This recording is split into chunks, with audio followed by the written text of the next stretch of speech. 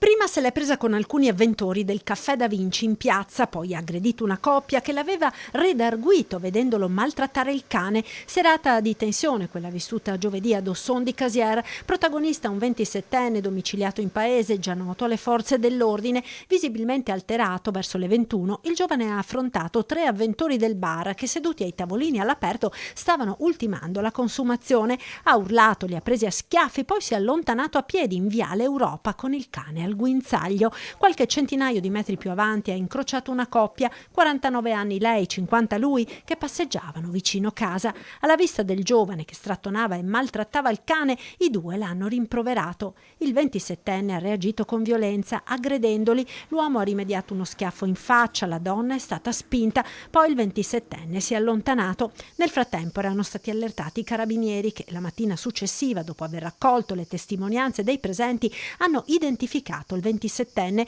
Oltre che per l'aggressione, il giovane verrà anche denunciato per maltrattamento di animali. Una segnalazione del caso è stata inviata anche ai servizi veterinari dell'ULSS. Ad Ossoni i protagonisti dell'episodio, ancora scossi, preferiscono non parlare, ma in paese, dove peraltro le intemperanze del 27enne sono note, tutti portano solidarietà agli aggrediti. Anche noi avremmo reagito così, vedendolo maltrattare il cane, dicono.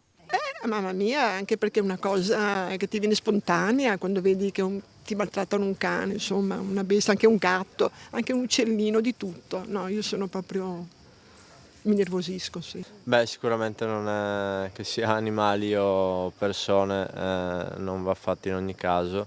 Apprezzamento anche per l'inasprimento delle pene previsto dalla recente modifica del codice penale per il reato di maltrattamento di animali. Uno che si comporta in questa maniera va subito